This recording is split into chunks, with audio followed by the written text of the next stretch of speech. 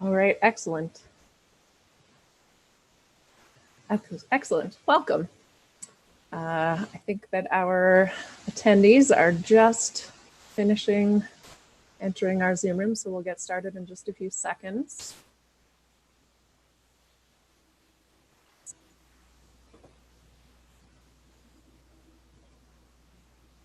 Okay, looks good. Okay, so welcome everyone. My name is Anna Maria Delcal.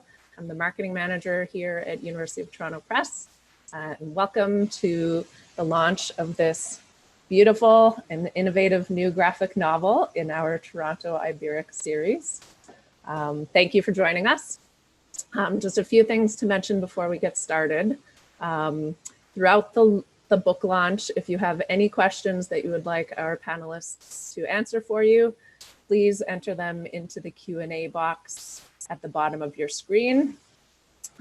Please also feel free to put comments in the chat box as well if you want to send shout outs to someone that you know on the panel. We do have a discount available for this book if you haven't purchased your copy yet. So there's a coupon code that we will enter into the chat box for you if you haven't yet picked up your copy of the book. So before I turn things over to our first speaker, I just want to do a land acknowledgement. So for thousands of years, it has been the lands that the University of Toronto Press operates on have been the traditional lands of the Huron-Wendat, the Seneca, and most recently the Mississaugas of the Credit River. And today, this meeting place is still home to many Indigenous peoples from across Turtle Island, and we are very grateful to have the opportunity to work on this land. So first, I'm going to turn things over to Robert Davidson, who is the series editor of the Toronto Iberic series, which is the series that this new graphic novel is a part of. So thank you, Bob. Thank you very much, Anna. As Anna said, my name's Bob Davidson. I'm the director of the Northrop Frye Center at Victoria College, and I also co-edit the Toronto Iberic series here at UTP. Toronto Iberic is dedicated to publishing the most important, cutting edge, and cool work being done in Iberian studies today. Enriqueta Safra and Jesus Mora's Lazarillo checks all three boxes, and we are extremely proud to have it. I congratulate her, Jesus, and the entire editorial and design team at UTP for having created a simply wonderful book that I'm sure will be, it will become sort of a touchstone for students and faculty and aficionados in Spanish studies for years to come. So thank you very much and congratulations. Now I'll pitch off to Felipe Juan, who's associate professor at Brock University and director of the Center for Medieval and Renaissance Studies. Felipe. Hello, everyone. Thank you very much, Bob, for that introduction. And nice to see you as well. And buenas tardes a todos. And hello. And I'm really pleased to be here today as a moderator in this wonderful gathering to celebrate and present the new graphic novel of Lazarillo de Tormes. And before I get started with our lineup of speakers, I'd like to thank the University of Toronto Press for organizing the event. And of course, it's most wonderful to have this graphic novel published by U of T Press. Of course, a part of the University of Toronto, where I did my graduate studies and where I met the author of this graphic novel, Enriqueta Safra, Professor Safra. So it's most wonderful to be here today. All right, so or now we can get started with introducing the speakers. So I'm going to read a brief bio of each of the speakers, and then we'll move to the presentations, and then we'll leave the Q&A for after the presentations today. So our first speaker is Professor Enriqueta Safra, who's Associate Professor in the Department of Languages, Literatures, and Cultures at Ryerson University.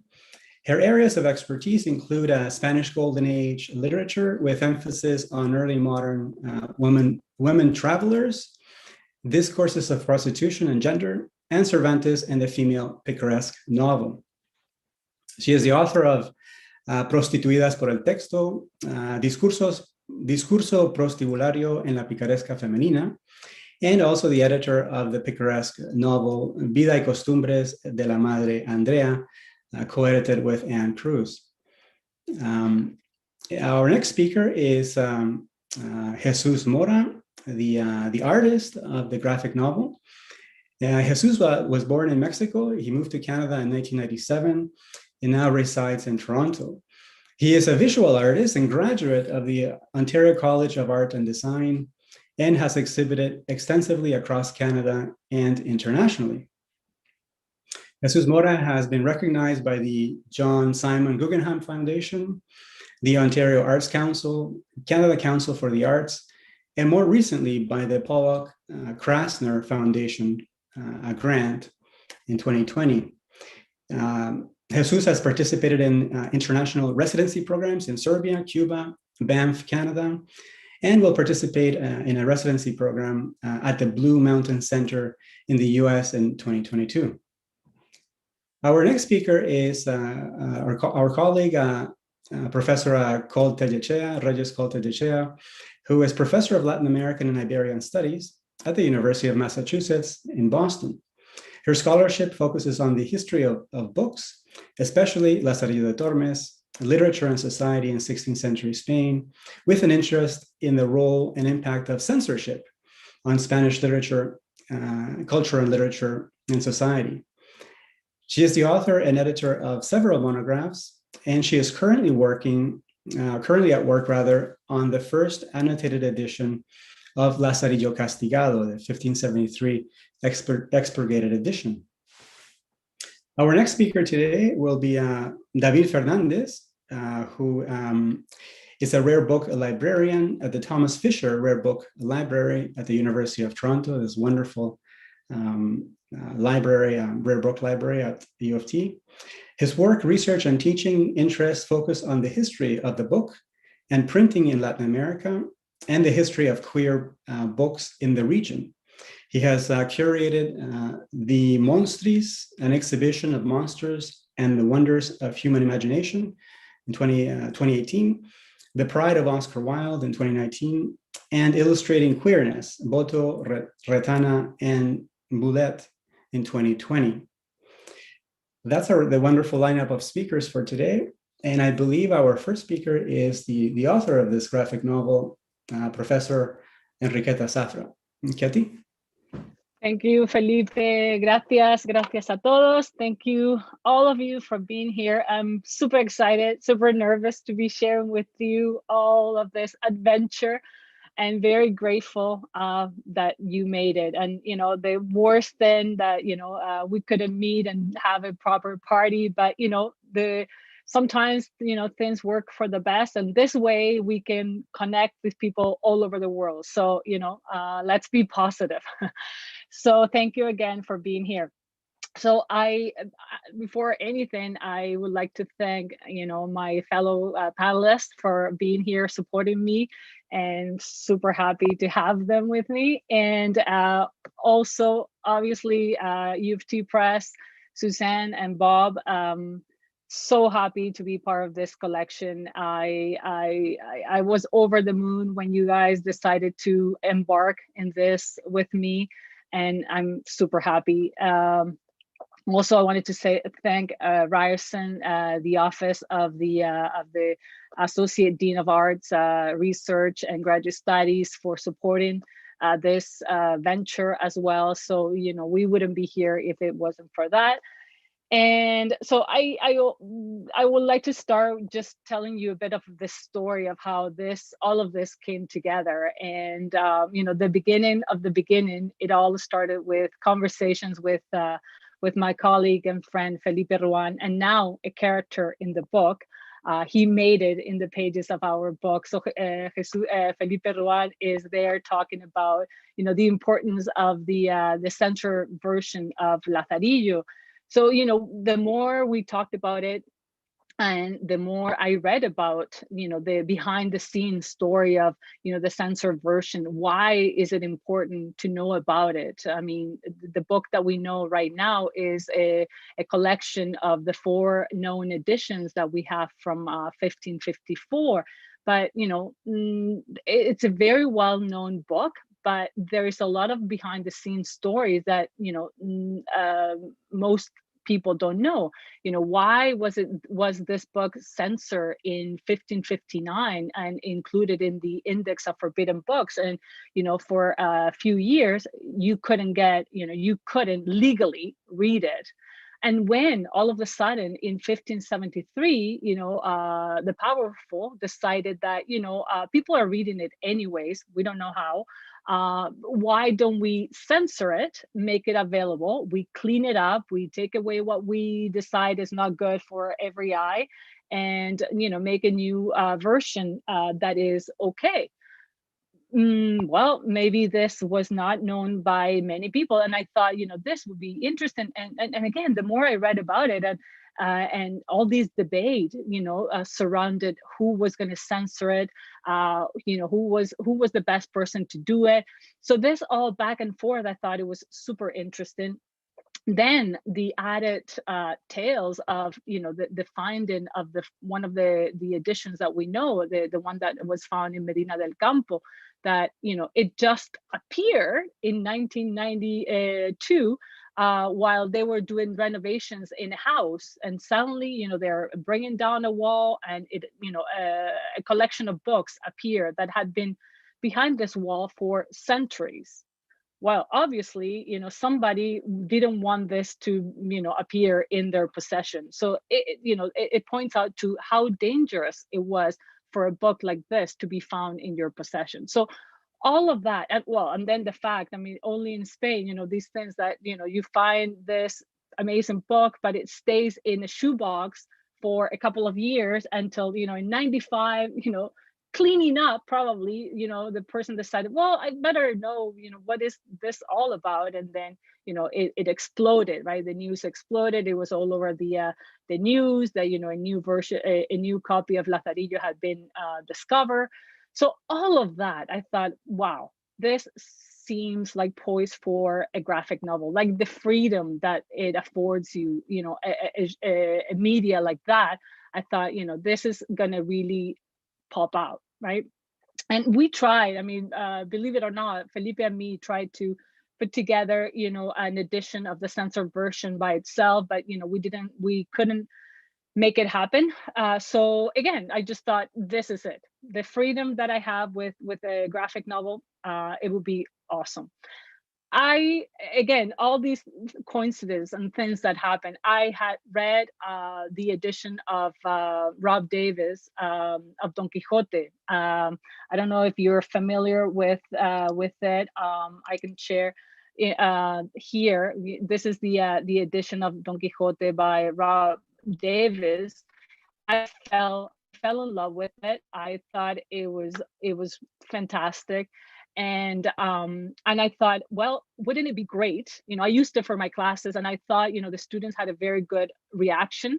So I thought, wouldn't it be great to have something similar, but of Lazarillo, and you have the 2 pillars, Don Quixote and Lazarillo, in this Jesus, your share. Yeah, can you stop with the share? Yes. That's okay. So I thought it would be great to have these 2 pillars of the Spanish literature and in this format. So that convinced me. I thought, why not? Why not? And also, like, thinking about ways to make my students, approach this text that, it could be intimidating. So, approach it with a different, in a different way, that they wouldn't be intimidated. Also, you could read the entire thing and not concentrate on episodes, right? So students would have the chance to read the whole thing, not only the complete book, but also the behind the scene kind of stories, and make the reference in the classroom in a different context. So I just thought it could work so well in many different levels. Then more coincidence. At the same time, I had organized, I was teaching a course at Ryerson called Spanish Conversation and Pronunciation. And for that, I do an experiential learning component where I invite artists from the Spanish-speaking artists from the community. So, I've been lucky that, everybody has been so supportive and, joined in this initiative. And Jesus was one of these lucky artists and wonderful artists that, said yes to my invitation, came to the class, shared with my students his passion for his art. And my students got to meet him and to interview him. And I saw his art, his work, and I fell in love with everything that he did. And so then, all these things together in my head, I said to Jesus, would you like to, help me with this project? And I had never written an adaptation of a graphic novel. Jesus had never done illustration of this type. So we thought, what can go wrong?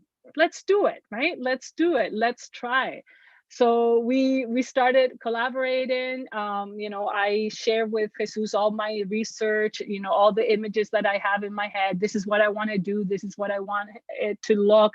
So together, we started thinking about how this would look. I applied for a scholarship at Ryerson. After many tries, I got it. And so that got everything started. We also counted with the support of students, research assistants. So, all of us together put together a very, interesting team, and we started working.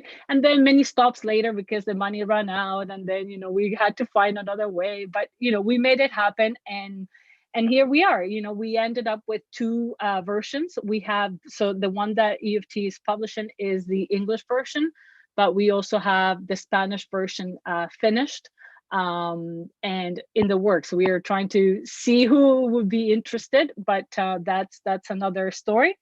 So if you have the book, or when you get it, you will see that the English version also makes reference in page 3 to the English history, like the translations that had been done over the years. So for example, we reference the kind of translations into English. So the first one was done in 1576, but was lost. And then the one that was available was published in 1586.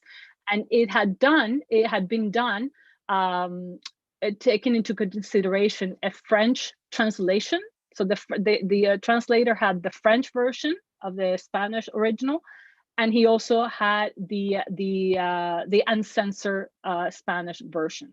So with those two, he put together his own translation into English. So I thought, and the English obviously loved it for many reasons. One of them was because it was so critical of Spanish society, right? And the English loved it, right? Because they were mortal enemies at one point. So they loved that they were highly criticized for many reasons, but they also loved it for many others. And we know the rest of history. Charles Dickens and many others that took the idea of the anti-hero from the picaresque novel. So I think there's something for everybody in the graphic novel.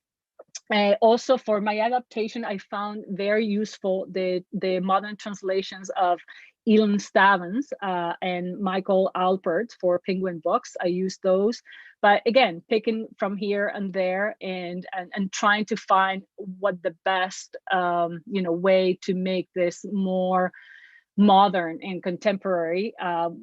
So I modify those as well. So I think only a text that connects with the modern audience can bring you to the real thing. And I think my hope is that this graphic novel follows in these footsteps and serves as a contemporary visual companion to a truly explosive text. let's not lose sight of that this was a text that was making history, right? So I don't want to, I want my students to get that sense that it's a book that really opened the eyes of the reading public, right? And I want them to have that. So thank you so much. I can't wait to hear your questions and your reactions about the book. So I'm really, really curious. Thank you so much.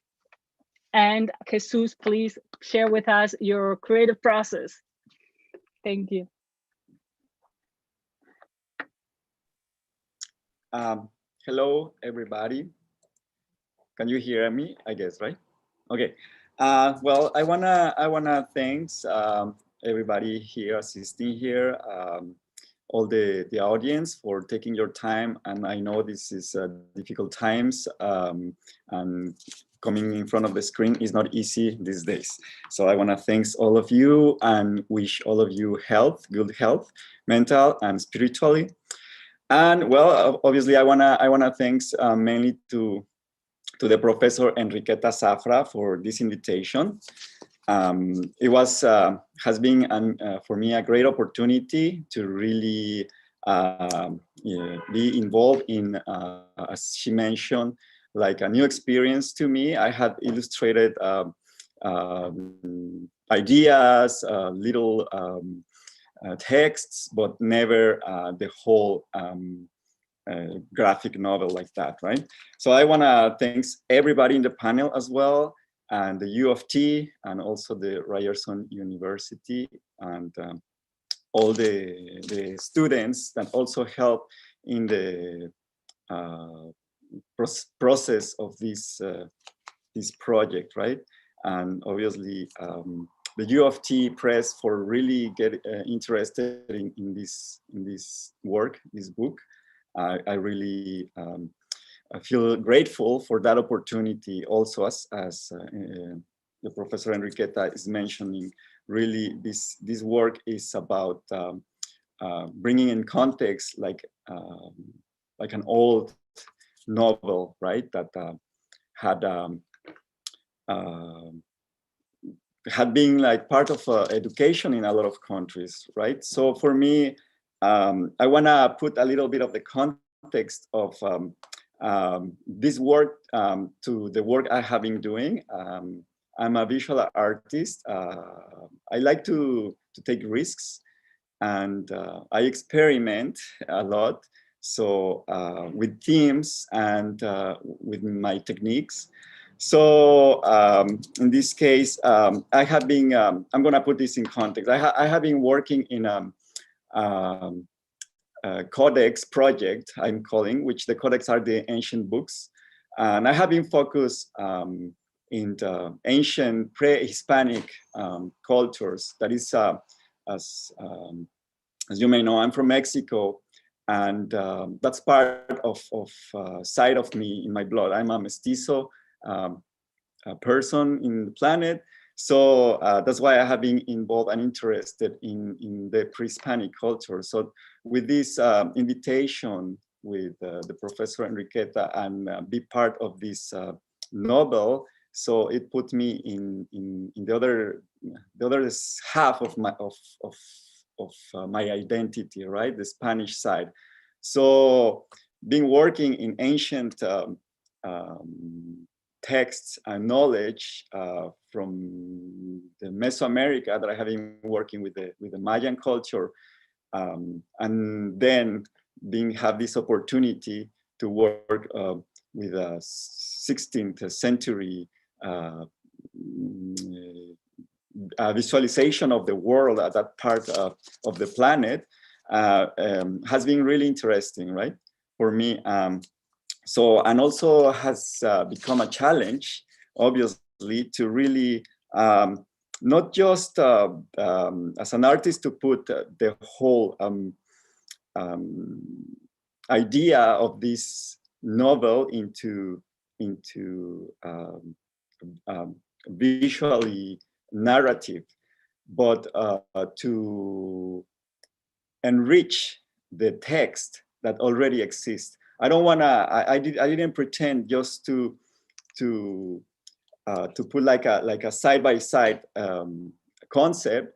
But as I mentioned, I want to say something else. So this gives me the opportunity to really expand the text, and also the things that Enriqueta added, which was more like a historical concept, because it is not just a copy of the Lazarillo. This one has more,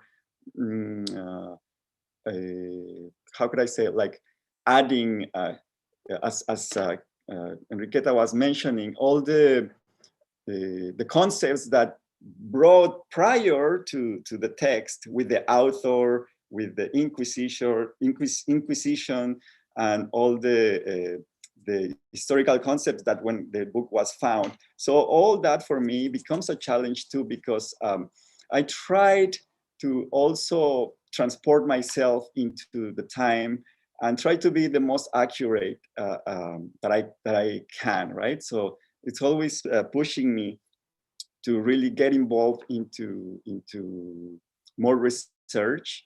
And thanks these days that we have the technology, and we can really visually, as an artist, for me, it's a mining goal, because I can really, see a lot of information that I can translate or try to translate into my work. So, but I also like to do the work of visiting the libraries and all that kind of research. So anyway, I just want to mention that this book, it's like 120 pages, illustrated pages. So again, like for me, it's the first time I really work in such a long narrative, right? So I just want to share a little bit of the images. I hope I'm doing this right. I'm not a Zoom expert. I'm trying my best. Okay, so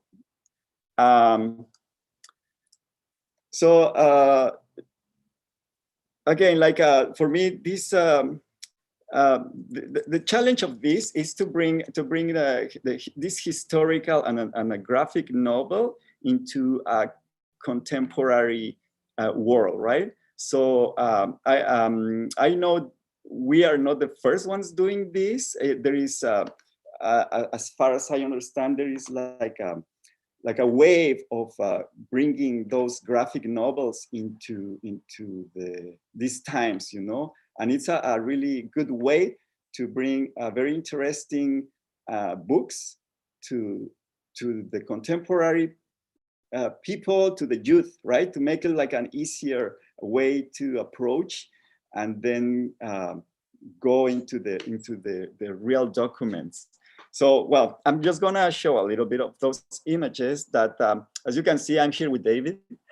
Thank you. I'm at the Rare Book Library with Katie, and we were, as I mentioned, looking at the books, looking at the images, the way they were created at those times, right? So as I mentioned, it seems like could be like an easier way to really go into image, but takes a lot of time to for me at least, to interpret it and to really dig. Even I try to be the most accurate. So even though I imagine how could be the certain spaces and situations, I want to really be most accurate. So you can see how I try to interpret it, and I also want to mention that the technique I used to illustrate this book is watercolor and ink. So I was creating my bocetos, my first drawings, and then translated into watercolors, and sharing with Enriqueta all the time having this conversation to see if she was really happy with the way the story was being told, right? So I'm just showing here a little bit of the documents or information that I found or Enriqueta sent to me in order to really get involved into the whole process. So this is a newspaper article that they show when they found the book that Professor Enriqueta was mentioning to you a few minutes ago. So, and then that was my interpretation, right? And as you can see, well, I'm gonna tell you this a little bit later. Anyway, here is another image from Miguel de Cervantes and how I try to portray with the watercolors. And I was, in every chapter, I was using a different palette of colors, trying to differentiate times and recreation of the character, even though like Lazarillo is in all of them, but it's constantly changing, right? Because it's part also, as Professor Enriqueta mentioned it, for me, it's part of this developing progress in the project. So, and then, well, I want to show you the only part that was in watercolor, which was the cover. The cover was the last part to create. I guess for obvious reasons, because, you know, after you get the whole concept, you know, it's easier to really try to put something together and embrace the whole project. So in here, I just digitalize the whole drawing. I do the whole idea mainly in computer. Probably I just make the first drawing on paper and then a scanner, and then the whole thing was on computer. We're trying to really bring this aspect of not just a graphic novel, but a little bit thinking in a comic, right? With this superhero that wants to explore and get the whole world in his hands, you know, like by himself in the middle of the sea, you know. And as you may notice, you know, the graffiti scratches that the little boat has on it. Also, I want to say, like, the concept, the idea of this, the cover, Enriqueta was really telling me, you know, what was her vision, you know, into this. So it's a great experience for me and learning experience to really work together as a team. So anyway, going back to those scratches. So one, obviously, because the book is mainly talking about the situation with the church and with the crown, right? So that's why this book was prohibited on his times. So the cross was scratched in the little boat, and the crown. I'm just making a reference of if you are familiar with this artist Basquiat, who called himself Samo. He was an artist from New York. I think it was 80s, 90s. An excellent artist. He died pretty young. So I try to incorporate him, you know, also as a little bit of sense of humor, and also to, again, to bring the whole concept of this ancient book or classic novel into these contemporary times, right? So I'm gonna show a little bit of images of the inside of the book. And so this is the first page, basically, which is the watercolor, and this is the anonymous author of the book. So trying, you know, to tell the story with those and exploring those different panels, for me also inspired a lot with the author that Katie mentioned, which is Robert Davis, which was the creator of Don Quixote, the graphic novel. So he was a very, very good reference to me, right? So I was exploring and playing a lot with how to play with the panels and make it more playful, you know.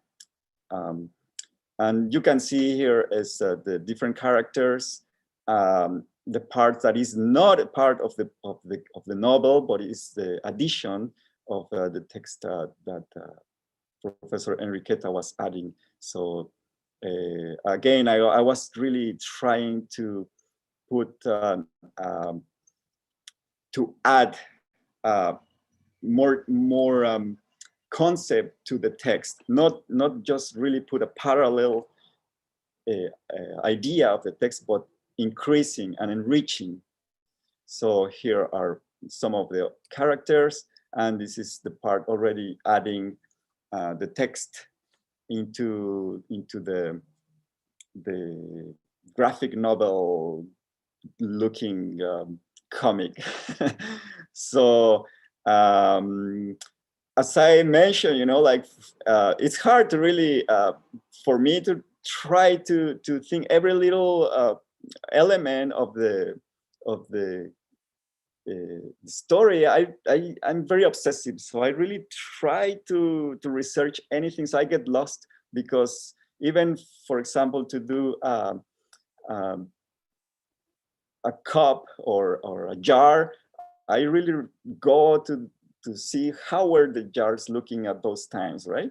And you can lose like 10 minutes just doing that. I don't know how I'm doing with time.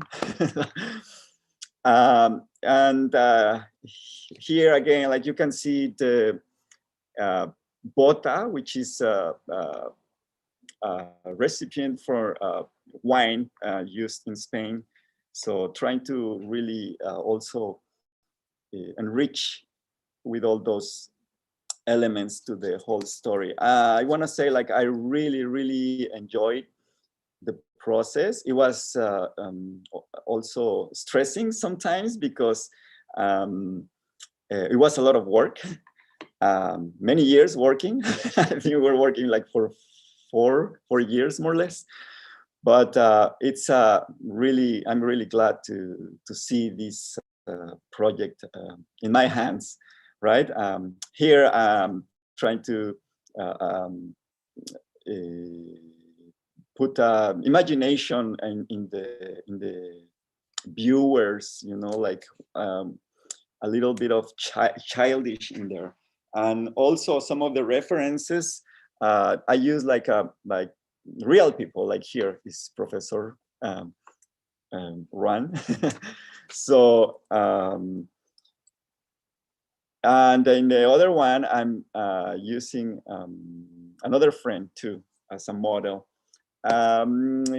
Here, for example, too, like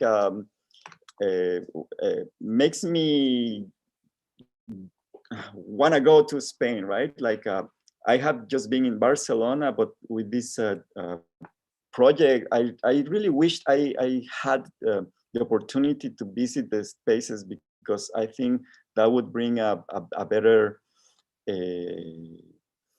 and stronger feeling for me to the process and to the results. Here, as you can see, how as the book was progressing, also the chapters are having their own personal environment, and that was really putting a lot of focus into that, don't make the viewer tired, you know, like feeling like it's the same pattern all over. And this is a little bit of the process of the work, you know, like a sketch, little adding some ink, like sketching, and then apply the watercolor and define lines for the this is almost the last pages. That's how it looks. And the last page is there. I don't show the last page because I want you to have the book and see it for yourself. So thank you so much. Again, thank you everybody. And this was my presentation. I'm gonna stop sharing. Thank you.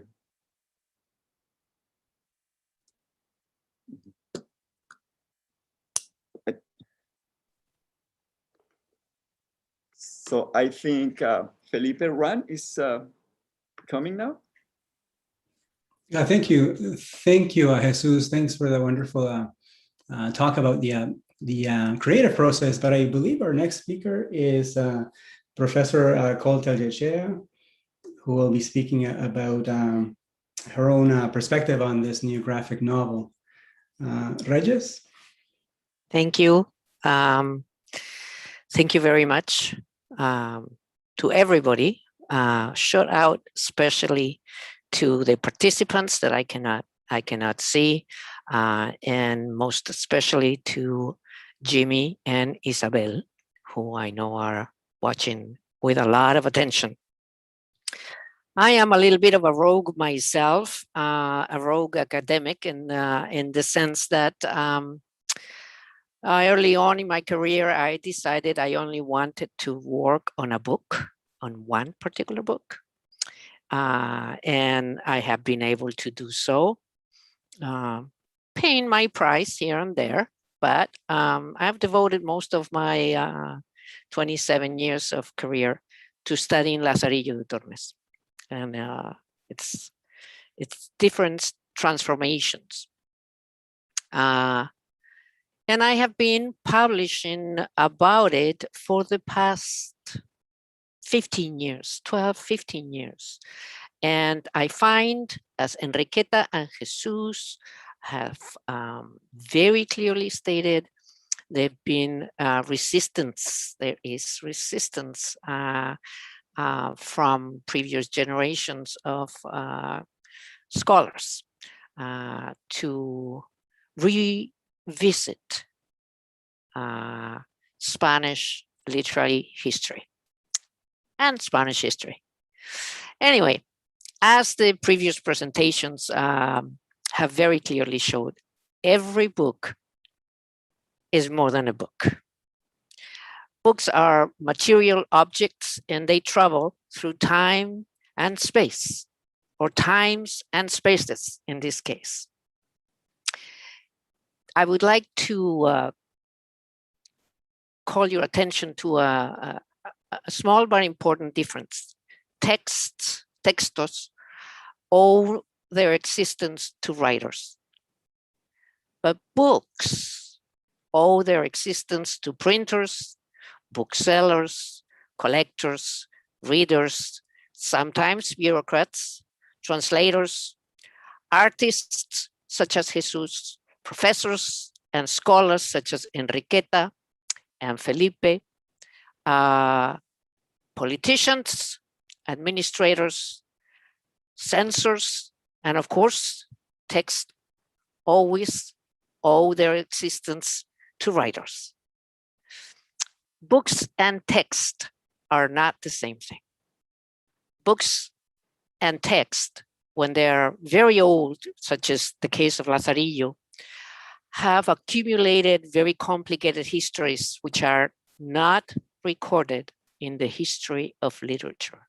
And that is a problem that this edition, this translation, and this graphic novel is addressing. It's a very serious problem. But this book, here's my copy. This book is addressing it in a most, I think, most gracious possible way. It's addressing it with art, with translation, with imagination, and with research. To date, the history of books and the history of literature travels separate paths. And that, in my opinion, could be addressed and should be addressed. And it's very important that it is be addressed in the history of national literatures, Spanish literature, American literature, Mexican literature, all the literatures, Canadian literature, certainly. So what this really, truly fantastic work, this graphic novel reveals to me and to the reader, is that there is a wealth of new knowledge about the past that is waiting to be found by carefully considering both the history of literature, the history of the book, and in this case, the history of Spain. So I am a fan of this book. The book is a little rogue, like myself, like Lazarillo, and is going exactly in the right direction. And because I am a rogue academic, I am also very brief, and that's all I want to say.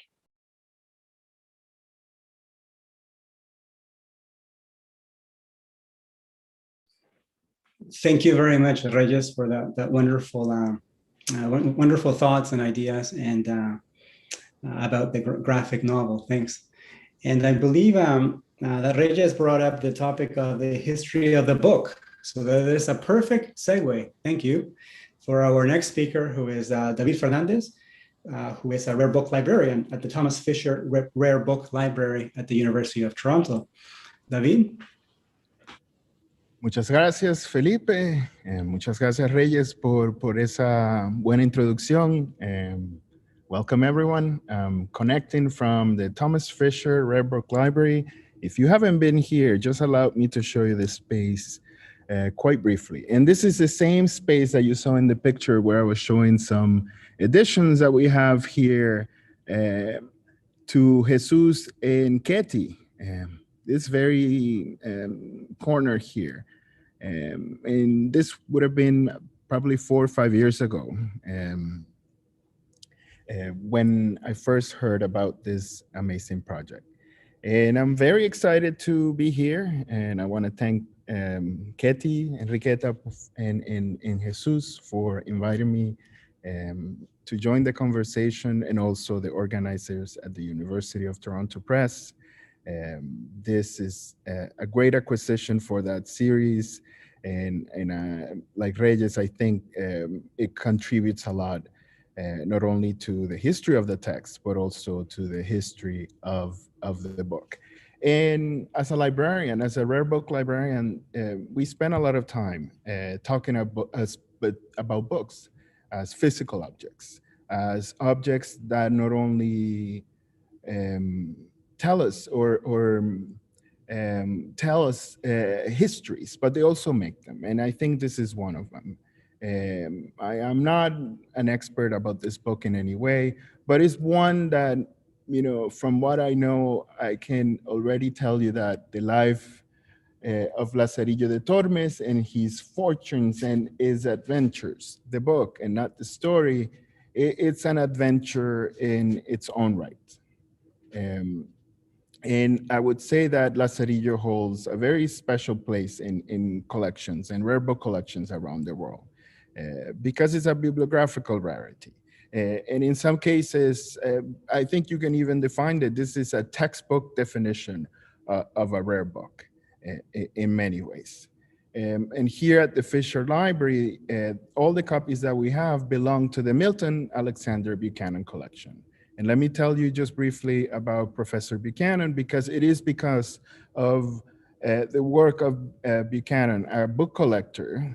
So I'll add book collectors to that list of individuals that Reyes mentioned, and I may add librarians as well, that by collecting, by preserving these copies, they're making it available not only for our current generations, but future generations as well.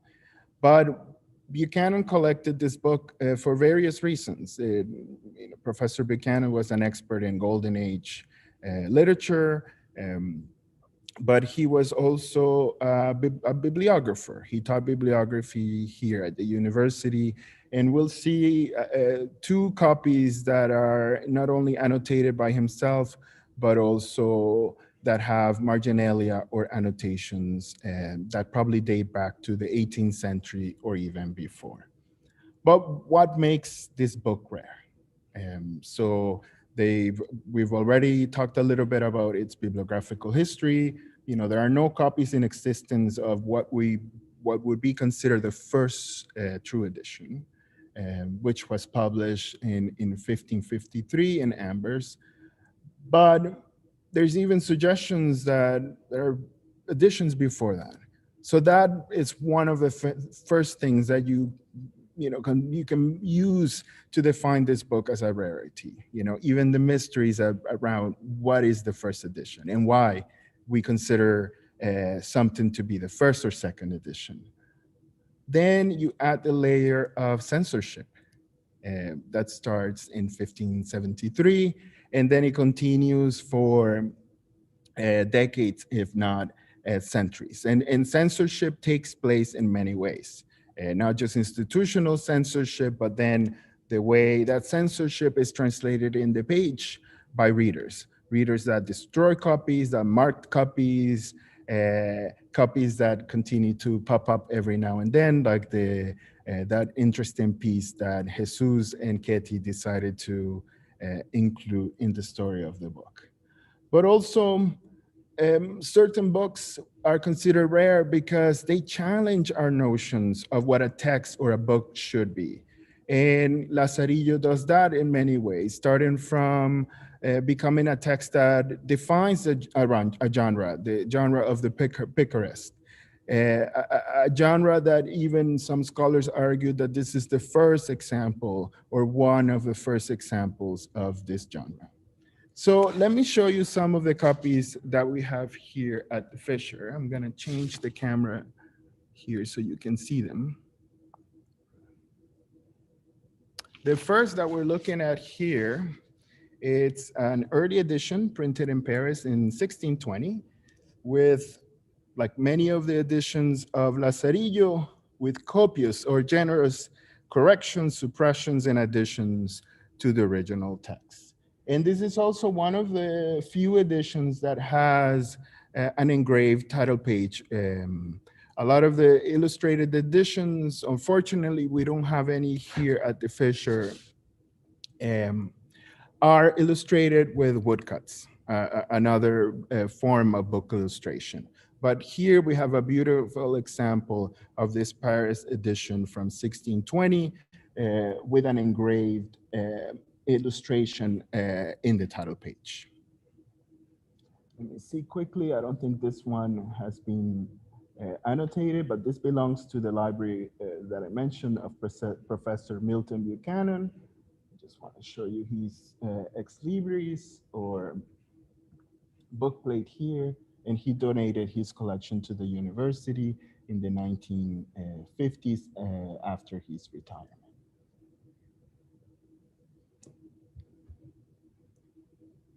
Another edition that I wanted to show you here, let me just have it here. This one contains the original, if not one of the early bindings. Here you have a really interesting annotation, and then it says in Spanish, dicen algunos que, and then Hurtado de Mendoza fue el autor de Lazarillo de Tormes. So here you have, a book owner. This is not Buchanan's writing; it's someone else's writing. Here's Buchanan also writing, engaging with the book in different ways. And so here is an edition from Zaragoza, not printed in 1520 as the title page is telling us, but printed in 1620 instead. I love, with a lot of early printed books, I often invite readers and students that come to see these items to read the paratexts. And paratexts refer to anything that's not part of the original or the main text. So this includes introduction, the title page, prologue, and then even the index at the end. So anything that's created sort of like at the periphery of the original text. And they provide us with a lot of interesting information that you wouldn't be surprised to learn makes it to this edition that Ketty and Jesus have worked together. So for example, one of the things I was reading here is just, a mention that porque hay tanta gente que lo lee y lo estudia por la lengua española. So here you have already, giving you an idea of the reception or how important the book was even at this time. Let's see which one is next. I'm gonna show you a French edition, and this one, again, part of the Buchanan collection. Hurtado de Mendoza. Most of the editions have the author's name written in pencil somewhere, either by librarians at the time of cataloging, or even owners as well. Here we have another French edition of just the first part, and this is from 1616, printed in Paris. This one has really nice initials that you see throughout. So the visual history of early books like this, it's not just the book illustration or the way they're illustrated, but initials and all other forms of decorations also provide us with another layer of knowledge that we have access to when working with these books. In the last edition, or the last book I wanted to show you, this is a recent acquisition, beautiful contemporary binding of a very important edition that's based on the 1595 text. And this was printed by no other than Christopher Plantin in his print shop in 1602, if I'm not mistaken. 1602. And it's based, like I said, in the 1595 edition. Let me just come back, change the camera for a bit. So the Lazarillo also belongs to the genre of rare books that continues to engage readers generation after generation, and even after centuries that they've been in print. The book that we're presenting today does that, and I think it does it beautifully. And like Reyes and even the Ketty and Jesus mentioned, this is, as someone that have learned about the text or the project since the beginning, this makes me happy now that we're here together presenting this book, because it brings together so many things that make me excited as a librarian, to be part of projects like this. When we bring students here, when we have classes here, one of the things we're trying to do is foster creativity and that search for knowledge. And this book will do that. It's very student-centered, and I can see how when students are holding this book in their hands in the classroom, they're not just holding this particular edition, but editions and other works that were produced for centuries now, and that are now beautifully captured in this one volume that will have a place here at the Fisher Library, most likely in the Buchanan collection.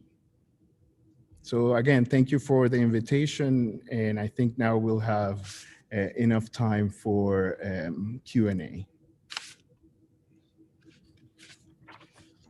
Thank you very much, David, for that wonderful presentation, and being able to see those great editions, early modern editions. It really sort of takes us back and anchors the graphic novel in the early modern period. That's most wonderful. It's a novel that in the early modern period had a very successful publishing in terms of number of editions published in Spain proper, outside of Spain. The earliest printed edition we know of are date from 1554. So it's most wonderful with the possibility of earlier editions prior to 1554. But it's most wonderful to return to that original item, which is the book, the early modern book, and see those rare books, as part of this presentation. But thanks also to all the other participants for their wonderful interventions and contributions to the presentation of the graphic novel, which is a very exciting, I believe, addition to the reading of this canonical text, the Lazarillo de Tormes, which does not cease to be a roguish text that is difficult to grasp, is difficult to get your mind around in terms of the many adaptations, the many transformations. But as we moved into we can now move to the Q&A, and I know there are some questions already lined up in the Q&A section. But perhaps to get us started, I could ask a question just to get things going. And the question is really for everyone, all the speakers today, in terms of certainly the image in today's sort of digital age. The image is very significant, but we also need to remember that the image was important in the 16th century, as the Council of Trent decided to target images in the Catholic world and part of the Catholic Reformation. So images are, of course, would also be, attempt to control images in the Catholic world.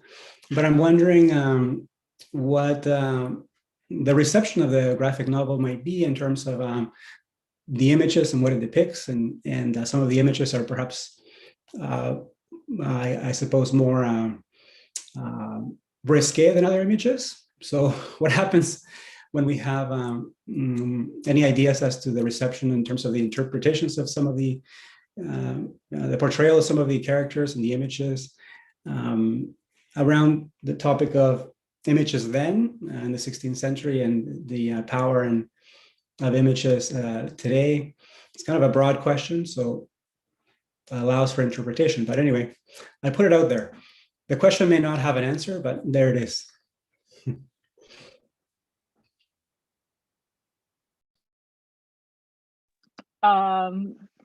Well, thank you, Felipe. Well, the images, I mean, I think what, as Jesus mentioned, we wanted a variety. We wanted, we were inspired by some of the characters, the real characters from, back then. And so, we did the research kind of like to get inspired by those things. But at the same time, I mean, we were also inspired by, for example, I don't know if you noticed, I mean, and I don't know again if this answers the question, but one thing that I really like, for example, is little things like the angels around the book, which is a direct reference to the Index of Forbidden Books. That they have angel illustrations, and they're like writing in a book, and so it's kind of like the inquisitors self-appointed themselves the title of an angel doing God's work, and I thought that was kind of interesting to add it here and there to point out to how the inquisitors saw themselves. So that's a little thing. I mean, I also, one thing that I love that Jesus did, and we talked, so much about, was, we would never show the face of the author. For example, it would always be in a shadow, back to us, because we wanted to maintain that, open the conversation, who was the author, as David was mentioning, that in many older editions, Diego Hurtado de Mendoza is pointed out as the author, but there's such a big controversy, and there's so many things and articles written about who is the author, and now people have the answer to the question, they're so sure about it. But again, like, it's just such a fun thing to talk about in class, for example, or to debate about who was the author. So I think we do that really well in the graphic novel, leaving it open to that. even to the reference that Rosa Navarro makes in her introduction, pointed out that who was also, so not the author itself, but also the who was asking Lazarillo to tell the story, who was it? So we kind of like hint to who could it be. She makes reference to that might be a powerful woman that confessed with the arcipreste, and we have it here. Somebody who confessed with him and might be, worried that her secrets could be out there. If the priest is sleeping around with other women. So anyway, it just I think the images point out to many questions and many ideas, and we just we wanted to do that. Also references to the other editions. And I don't know if Jesus, you want to add something more there about inspiration for the images, something else that you that you wanted to add there.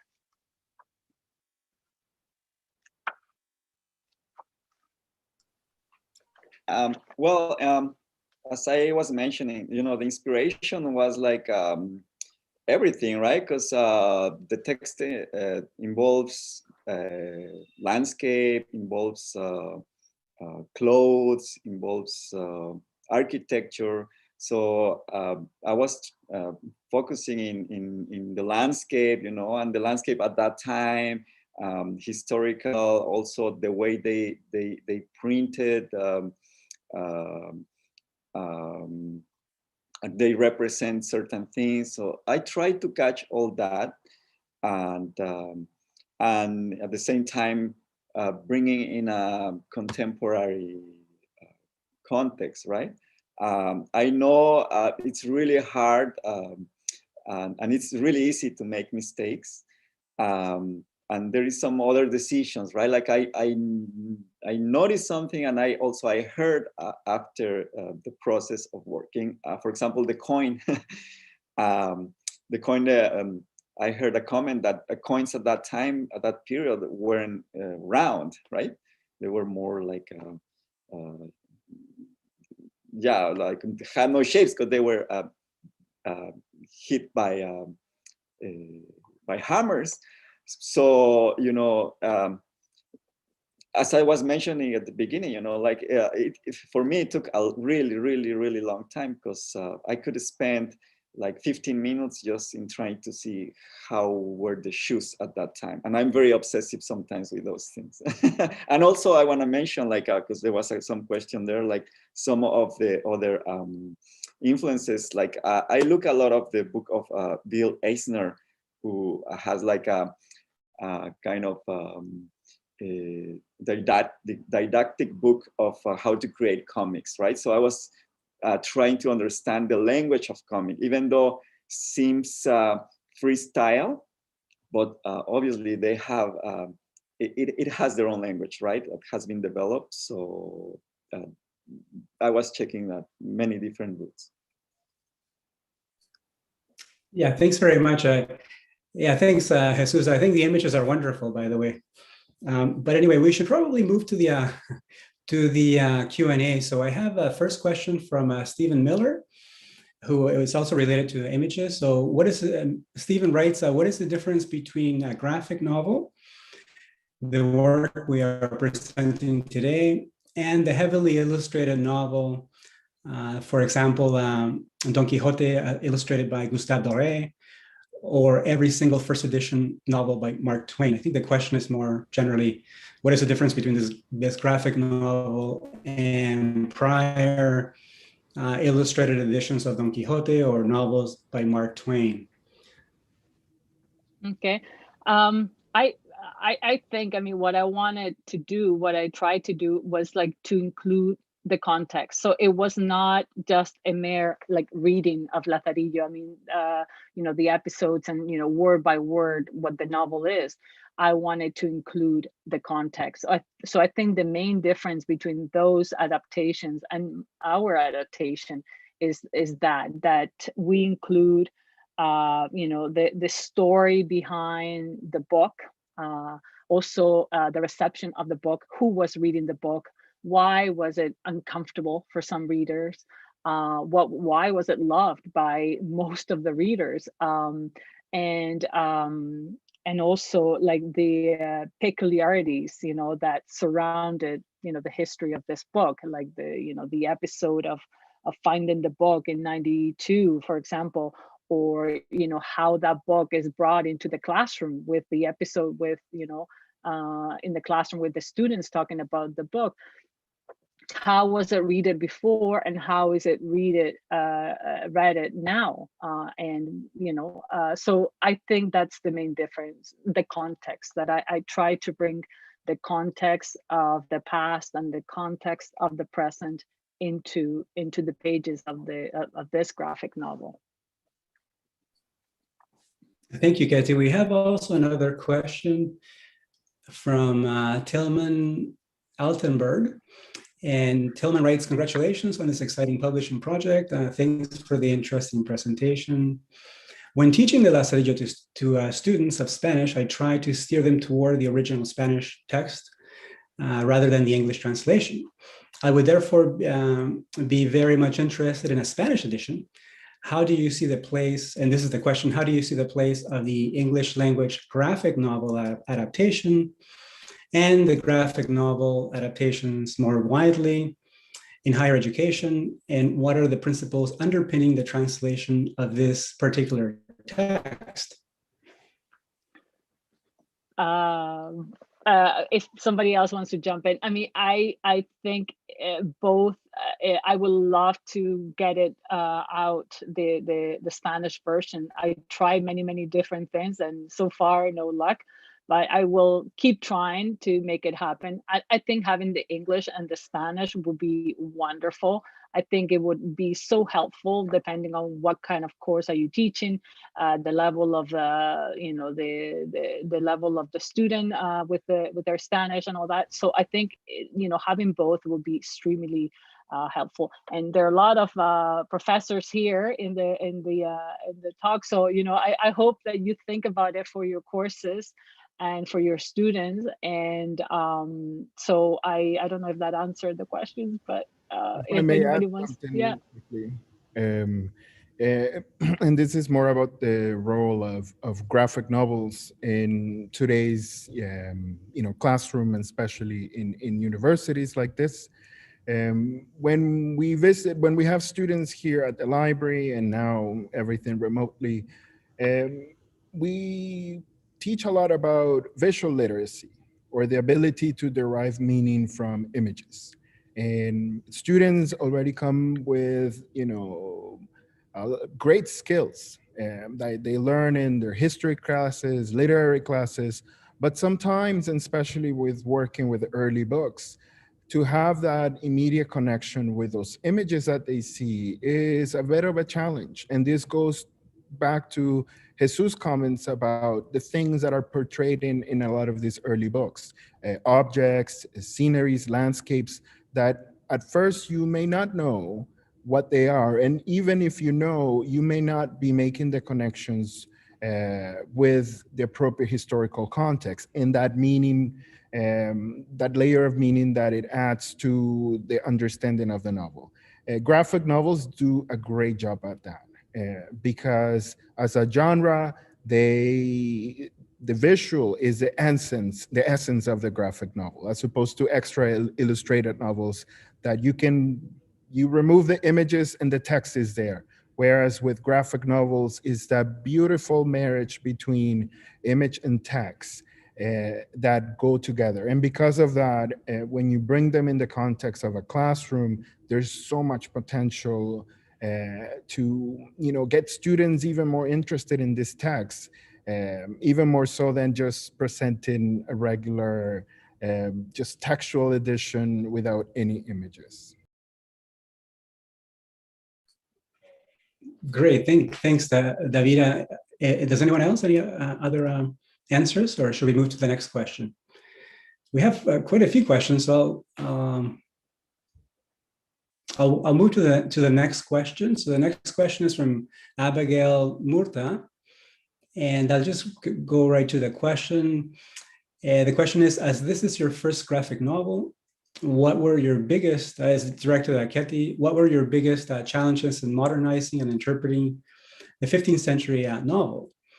Considering there are about 4 different editions of the 1554 version, how was the fact-checking process like? And which version stood out the most to you that you drew inspiration from? So the question is sort of three-layered question.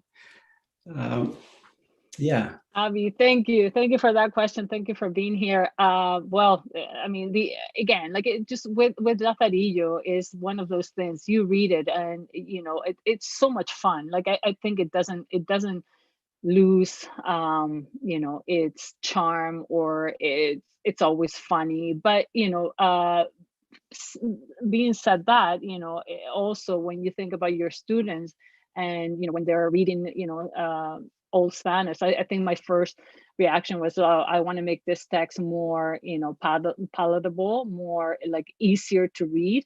But you know, the story of the anti-hero or the underdog is still, you know, exciting. It's still happening. I mean, we have, you know, when I mentioned in my introduction the book of you know, Buck 65, right, and the Wicked and the Weir, or something like that. You know, when he tells this hip hop singer tells the story of his life, you know, growing up in a small town, and how, you know, how he became what he became. And I think, you know, it's another Lazarillo, it's another rogue. You know, like those stories repeat in many different style. You know, Anthony Bourdain, you know, he was the rogue of the cooks, right? So there's always, you know, that type of character that is in many different media and many different styles, that is very appealing. And I think, you know, that's why Lazarillo is so powerful and so interesting, because it's always appealing for the modern reader. So I don't know if that answers the question, but and also like having like those 4 editions. I mean, I think knowing the graphics and, you know, and the story, how, you know, one differs from the other. Also, I wanted to bring that to the graphic novel. So yeah, it's that idea of making something, you know, exciting for modern readers, and making reference to you know, all these type of rogues that are, you know, extremely attractive before and now, right? So yeah. Thank you, Katie. Yes, we have another question from Catherine Gauhan. I hope I'm pronouncing that properly. Catherine writes, says, congratulations on this exciting work. Perhaps this question may be directed to Regis, but we'll see. Let's. The question is perhaps a cheeky question. So this is a cheeky question, una pregunta picaresca, at least pícara. A cheeky question, but anything someone in today's society might be inclined to censor in your version. I'm not sure if Regis would like to comment on this one question, or at least. I think it's for Enriqueta. I do have an answer, but I think it's Enriqueta's edition, and she should answer if you foresee some kind of censorship. Well, it's the, you know, freedom is everywhere. So I hope it's not censored, even though, you know, my son, who's 10, read it, and he was, you know, oh my God, that last page, can I see that? I was like, that's okay. You're mature enough. You can do it. So I think even kids are ready for this, you know. So even though, you know, we aim to for a mature audience, you know, I think, you know, our youth is ready for this. They're so good. So so I don't know what would you censor. I think all of the ingredients are there to make us think about, you know, what these censors had in mind. And I think it's so powerful to be thinking about that, you know, we, as, you know, from today, that are able to, you know, read everything, you know, we want, but at the same time, the censorship is there. And you know, we think we are free, but we are not. But with this graphic novel, we tried our best to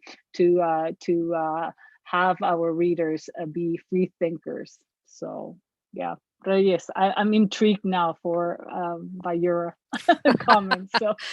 So I was thinking more in terms, less in terms of morality, and I fully agree with Enriqueta's approach to that. And I was more inclined to consider scholarship or approach. And so I would think that, for instance, might be some purists, academics that would think that a graphic novel is not respectful, or that including the history of the book Lazarillo along with the translation of Lazarillo is not appropriate. From the point of view, from the space I occupy, I can tell you that some academics, perhaps those who have built their whole careers on a very traditional approach to the text, might think that considering the book along with the text, it's heterodoxo, it's inappropriate. So I think that that kind of censorship might appear in book reviews, in publishers not contemplating a Spanish edition, or contemplating it but changing it. So Lazarillo will always be a book and as a text that will attract the interest of many, and that the powerful will try to control to not avail. Thank you, Reyes and Katy, for those answers. And I'm just wondering how we're doing for time. If the U of T folks could just let me know if we have time for one more question, and we can answer the other questions.